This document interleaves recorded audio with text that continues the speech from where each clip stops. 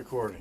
Okay, we'll call the meeting of the Town of Hampstead Town Council to order, and welcome to our July meeting. It's a relatively limited agenda August. for August. Oh, shoot. Shows you where my brain is. Welcome to our August meeting. Retake. Welcome to our August meeting, and we're, as we go through summer, it's a relatively limited agenda tonight, but I think we got a little bit of information to share. So we'll start with the prayer and the Pledge of Allegiance. Dear Lord, we submit ourselves to you as your servants and the servants of the people of Hampstead who place their trust in us.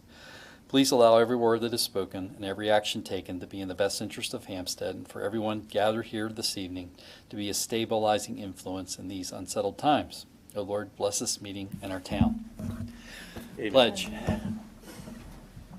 I pledge allegiance to the flag of the United States of America and to the republic for which it stands, one nation, under God, indivisible, with liberty and justice for all.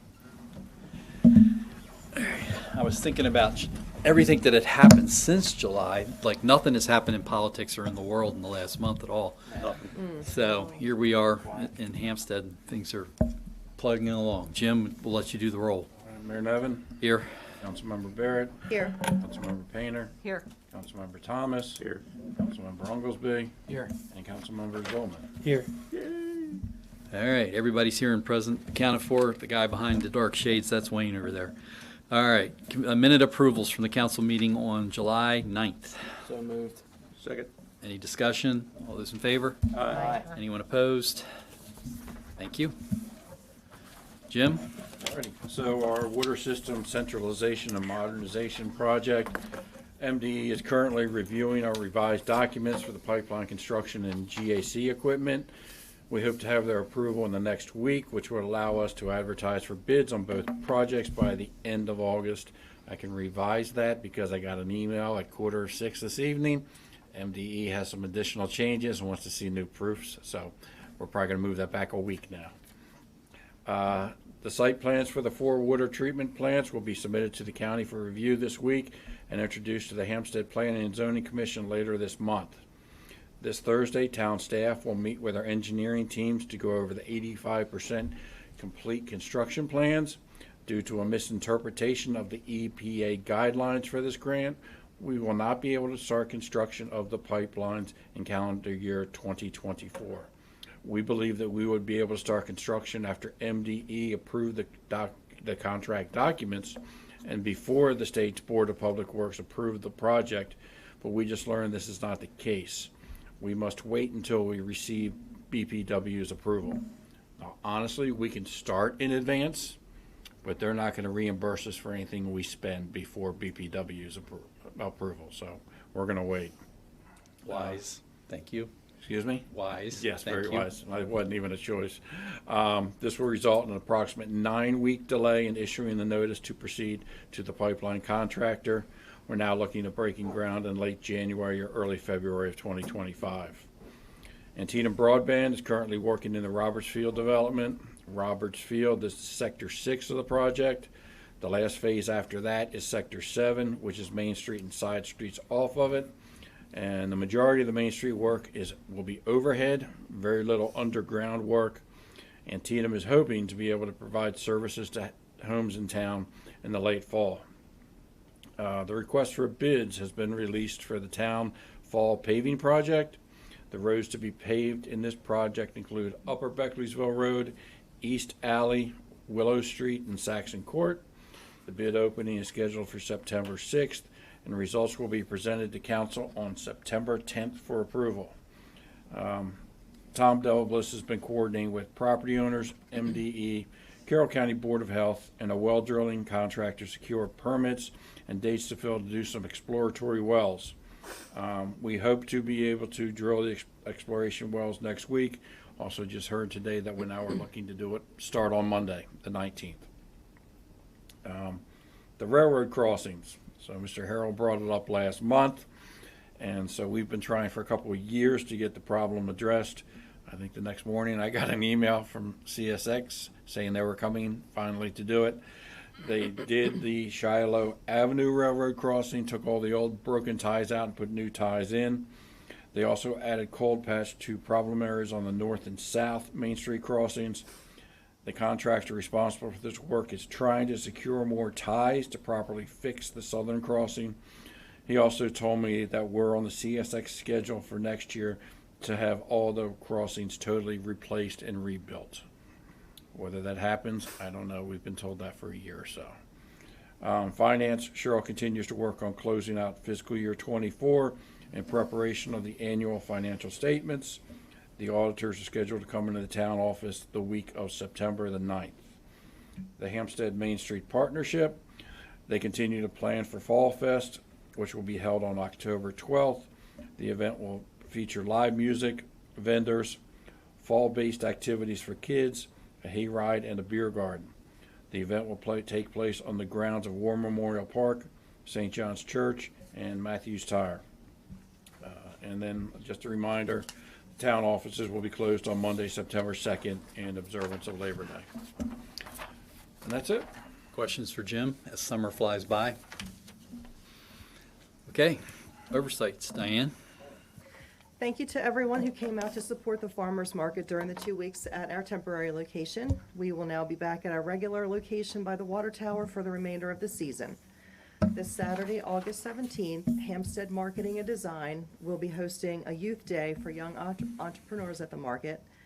They will be set up alongside the regular market and will have a variety of farm products, baked goods, jewelry, and other craft items for sale. This is a great opportunity for our younger community members to gain some real-world experience in marketing and public engagement. This special event is co-sponsored by Hampstead Marketing and Design, Coppermine Pantherplex, and the Hampstead Farmers Market. I doubt the school-age vendors will be set up for card transactions. Therefore, I encourage customers to please bring cash for your shopping so that you can support them in addition to our regular vendors. They may surprise you. Possibly. You never know. But every little bit in terms of saving on transaction fees helps. But, you know, they might have the availability. I don't know yet. Yep, Venmo, Cash App, with a whole bunch of ideas. Okay, sounds good. Okay, that's it. Wayne? The Hampstead Train Station Committee, we had our Music in the Park this past Saturday. It was best regards. It was pretty well attended. The band really rocked.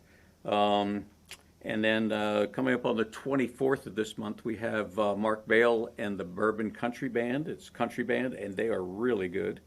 And then, of course, on September 24th, we have the Blue Moon Big Band coming back. I'm sorry, September 14th, we have the Blue Moon Band coming back. So hopefully that'll be a good time, hopefully. For last time, we had 400 people out, and we missed it last year because of some weather event. Tree Commission, we're still working on our fall planting. I want to thank the Public Works Department for helping out with watering the trees at the War Memorial Park. It's been quite dry for the last few months up until last week. But thank you very much. Appreciate that. And that's it. Okay, Deb? The Hampstead Planning and Zoning Commission met on Wednesday, July 24th, and they discussed the concept site plan for Tractor Supply Company on Hanover Pike.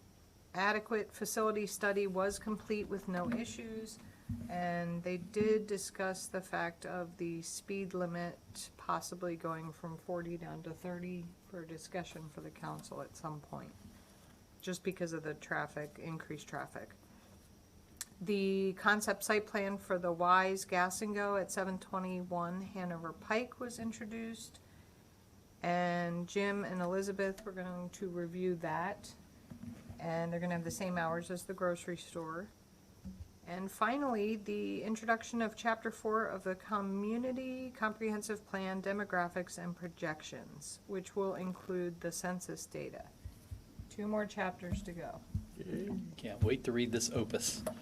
And so, Tractor Supply, if everything moves forward, I understand next spring late, breaking ground. Late And spring, late. What about Weiss?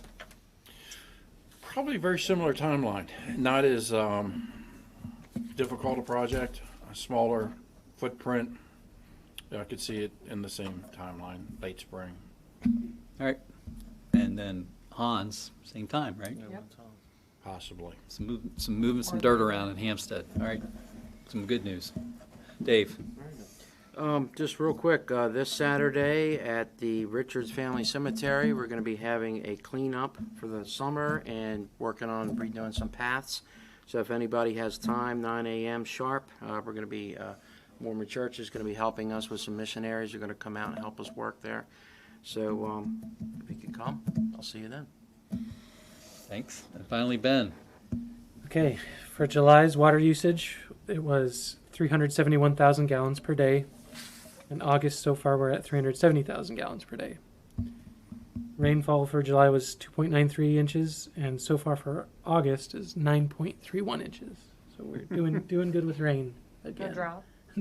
I had to threaten a water moratorium last month, and then it rained on the carnival. Stinks. All your fault. Yeah, it's my fault. I'll take the hit. Why are we up to 371,000 gallons a day? During the drought, and it was a drought, and it was dry, and we canvassed the entire town, we found no leaks. But we had a significant amount of people running garden hoses, watering grass, watering flowers, and the extreme temperatures that we've been experiencing causes the swimming pools to evaporate at a faster rate, and we saw quite a bit of swimming pool filling on those 100-degree days. All right. In So it wasn't my comparison, soaker hose at the park. No. in comparison, Kevin gave it a note that year over year, from January to June last year to compared to this year, is 2 million gallons more this year than last year. 2.something%. Yeah. Ooh. All right. We're hanging in there. Are we out of the drought now, though? Oh, yes, we are out of the drought, there's no doubt about that. All right. And water usage, just to give you a little anecdotal data, it went down to 335 today. So, and it should be lower tomorrow. It's amazing what a little rain will do. Okay. Chief Snyder, on his 6th anniversary with the town. Time flies. Ready? Thank you. Good evening, everyone. During the month of July, with reference to traffic safety, we investigated 4 accidents. 3 were minor, 1 was reportable, and 2 were in the 42 circle. She got it, yay. Speed signs were set at 5 locations for a total of 63 days of display. Traffic enforcement included 29 selective enforcements over a 13-hour period. Actions during that activity included 9 citations, 33 warnings. Overall traffic enforcement included 308 citations and 317 warnings. We conducted 475 property checks. With reference to crime reported, 3 thefts, 1 burglary, 1 fraud, 2 CDS incidents, drug incidents, 1 assault, 1 MDOP, that's vandalism, 1 violation of order, 2 firearms violations, 1 recovered stolen auto, and 3 DUIs. Arrests included 2 individuals for firearm violations, 1 for burglary, 2 for CDS violations, 1 for violation of order, 1 assault, and 3 DUIs. Traffic arrests included 3 suspended drivers, 4 unlicensed drivers, 5 uninsured, and 1 suspended registration. We conducted 23 hours of training. Some of the topics included our policy reviews for use of force, defensive driving principles, crisis intervention refresher, ethics and law enforcement, as well as implicit bias. Community events included, we assisted with the Manchester Parade up in Manchester, as well as the Manchester fireworks at the conclusion of their carnival. I have a notation in there for the Spring Garden PTO silent auction ride-along. What that refers to is they have a fundraiser every year that the PTO has. They auction off an opportunity to spend a day with us. We take one of the students on a trip to the 911 center. They get to see the firehouse. They spend some time with us as well. And our friend Addie was the winner of that this year, and we conducted that during July. And we also participated in the Camp Cops. There was an article in the Carroll County Times relative to that. It is a very popular event. It fills up every year. The Sheriff's Office, State Police, Westminster Police, all the municipal police participated in it. We had a guy, Brian, was over there for the week as one of the camp counselors. It's a great program. We enjoyed it. It's a lot of fun. And that would be my report. Questions for Dave? Thank you, and congratulations again. Thank you. Leaves me, and let's see, so Jim and I met with the new Carroll County FOP President, Ash Owens, one Friday in July. Good young man, so impressive. It was a nice conversation we had with him. And the rest of our time other than the modernization project was spent on the Maryland Piedmont Reliability Project. So that's been getting a lot of press and a lot of comment. We did have a meeting with the PSEG, who's the manager of the project for PJM, which is the regional grid operator, the electric grid operator for 13 states. Basically, during that meeting, PSEG is basically tasked with development and siting and development of the new power lines. There are several different options they're considering, one of which runs right through the south end of our town and across some pretty pristine land in Baltimore County. So I know that the council here, there was I guess a public information session in Westminster. It wasn't what you would call any kind of a way of a public hearing at all. Several people attended that. I also attended a meeting with State Senator Reedy and Delegate Rose and County Commissioners Kyler and Rothstein, some county staff, plus the staff of U.S. Senators Cardin and Van Hollen to discuss the poor rollout and our objections to the project. Then I said, then we met with we actually had a virtual meeting with the PSEG Manager of State Affairs, and we stressed that any new line should follow existing rights-of-way. And it's amazing how that sort of gets glossed over and pushed back on. But we're going to continue on that front. So at this point, the public comment period is closed to the PSEG, but should they choose a direction they're going to go, it has to go to the Maryland Public Service Commission for their approval, and they've set up a website which is on our webpage and Facebook and on our Facebook page. It's piedmontcomments.psc@maryland.gov. So, more to follow, but we're waiting on the determination from PSEG. I know there's a lot of acronyms there, but we're waiting on them to pick a route, and then it's up to the Public Service Commission, which is a state-appointed body by the governor. And we'll, as to what they approve of that project, or they say, no, you should go back and consider it further. I know that Carroll County's against it. Baltimore County's got questions about it. Frederick County has questions about it. The state delegates have questions about it. The mayors have questions about it. Obviously, all the municipal officials do. The community engagement, what little community engagement was done didn't resemble anything that we have here as a public hearing. And then, the preservation of farmland, open space, historical sites, there's a lot of things that should be further considered. The reconductoring piece, which would be using the existing rights-of-way and upgrading the lines that they have, is really, I think, something that's worthy of consideration, looking into that. But, so far, they seem to be set on trying to figure out these new routes. And primarily they're there because the regional grid needs improvement, and primarily why does it need improvement? There's a lot of new projects being built in Northern Virginia, and these data centers have quite a need for the electricity and the power. And so I think 78% of that cost that's going to be borne by the ratepayers of Dominion Power, which is Virginia, 22% by Maryland. Maryland still has its own issues on top of that because they continue to close coal-fired power plants, Brandon Woods being the most recent. These power lines won't be in place until 26 at the earliest. So the power plants have to stay online, or our power grid would basically fail in the meantime. So Maryland is going to be dependent upon new power coming in from Pennsylvania.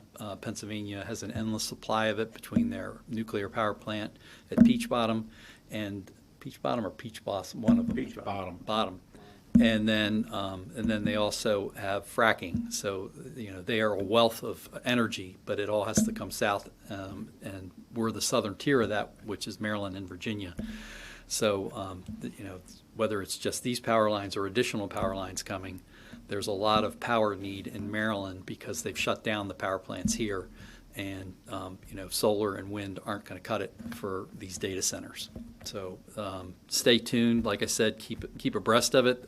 Any public comments you want to submit, consult our webpage and our Facebook page.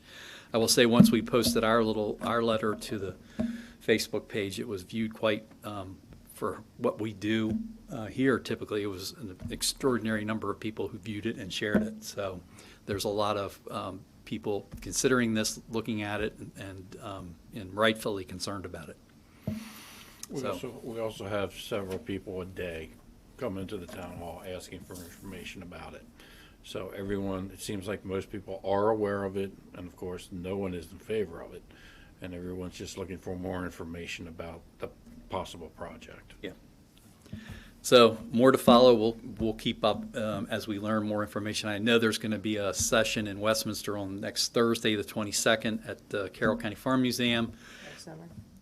Ag Center. Thank you. But I don't think anybody from PJM or PSEG is going to be there. It's just going to be people voicing their concerns to the state delegation and maybe some of the county commissioners. So, but we'll continue to stay on top of it and put information out as we get it. So that's my report. There is no unfinished business. There is no other business. Dawn or Marlene, you guys any comments? Or two people? Yes, ma'am. Sorry, just a question. Isn't this already a done deal, though? I mean, it just seems to me like this is just public comments and the hearings are just a show. And what's going to be done is going to be done, and there's no changing it. I mean, how realistic is it that this will actually be changed? This is probably an apt comparison, but I feel like Don Quixote tilting that windmill a little bit. But it's not done, so it's done. The fact that Baltimore County, Frederick County, and Carroll County are sort of all having issues with this project and comments about it probably is drawing it, I guess giving it more attention than they had thought. I can tell you when Jim and I had the conversation with the rep from PSEG, they were surprised at the number of public comments they got. It was more than double what they thought they would get. So they're getting a lot of pushback. So it's being heard. I'm sure the Public Service Commission, whether they're just going to rubber stamp this because the power is needed, I don't know. Whether they'll push back and say, hey, you should really look at these existing rights of way and look at these old power lines that are how many years old, God knows. And maybe that's a way to take a look at it. So, we're in the fight until it's done. Hereford County, Harford County, Harford. whatever it is. I think I did read, and I don't know the details, but that they fought it and they did not do what they had planned to do. Well, there's already one that comes down through Hartford and but I think into they Baltimore. were planning to do that kind of routing thing, and then. So, there's all kinds of maps out there that show you the existing power. The BG&E service area is sorely in need of additional power sources with closing of Brandon Woods when that does happen.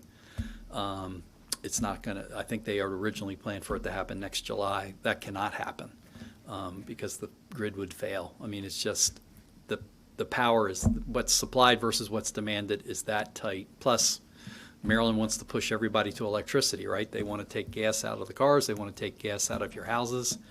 So it's going to become a very retail issue, and it already is, right? It's going to affect every mom and pop, whether you're a homeowner or a renter, anybody who pays a BG&E bill or any other utility bill. They're going to continue to go up every year. When I met with Jim Gilroy from PSEG on that Wednesday or Thursday afternoon in Westminster, he told me that there was no possibility of expanding the existing power line. There's one that goes straight from point A to point B, which is what they're looking to do to, again, get from A to B. But he told me they were not looking to expand the existing path. 2 weeks later, when me and Chris talked to him in a virtual meeting, he brought up fairly early in the conversation that they are looking hard now at possibly expanding that existing path. So So, And why you can't replace the wires that are already there with higher capacity wires, I don't understand. But, we're trying to find the expert who can help us out on that. Seem more cost effective to do it that way. Exactly. I mean, PGM has budgeted $400 million to this project. This is just one power line. There's more coming. I do not believe the Public Service Commission is just gonna rubber stamp it. They were not happy with PSEG. They told PSEG to take their time, do it right, do the public opinion and everything, and PSEG said, no, we got it. And slammed on the gas. And I think that if PSC was gonna rubber stamp it, they would not have set up an email website where anyone could leave comments, so. We'll see. More to follow. Thank you. You're welcome. On another note, as an observer, I just noticed, I know one day I was watching, the meeting and something was mentioned about a person that was on Main Street and the rock that they put in their yard. And I noticed a day or so later, that rock got bigger and I was really impressed by that. CSX, again, I'm impressed by that. The guys being in the corner, keeping it safe, the police department, it's nice to live in this town. That's all. Thanks, Dawn. Appreciate that. A lot of people. I have to add to that with the carnival. I mean, I know we had horrible weather and everything, but the days that we were able to open, it was nice to see a huge crowd and, Kevin, you and your group did a great job. Dave saw him every night, like you said, so it was a good turnout when the weather was okay. And then the restaurants kind of pulling together, pulling their percentages from their costs of what they have to go right back to the fire department. That's the kind of thing that, it's just nice to turn the news off and see what our town's doing. Teamwork makes the dream work, right? I have something. Yes, sir. I'd like to thank the Hampstead Main Street partnership for the job they're doing on helping keep Main Street clean. Their cleanup jobs they do every few weeks is really making the town's Main Street look good. And the other thing is, Chief, if you want more evidence of trucks, my Ring camera now catches the trucks going into that Mott Avenue east and pushing on the rock. So In my discussions with Mr. Hoover across the street, he's telling me that they haven't totally disappeared, but the number of trucks is down dramatically. yeah, we're catching them now we're getting on there. our Ring camera. So All right. That's for those listening on TV, the rock we're referring to and the street we're referring to, there's car carriers to come in to supply one of our used car dealerships, and we've worked with the owner of the dealership who's fine with it, but the carriers are the ones who can't read the daggone sign that's telling them not to do this. So, hopefully we'll keep working it and the number will continue to decrease. Is there a motion to adjourn? so moved. Second. All those in favor? Aye. Thank you. Thank you for those who listened to our August meeting.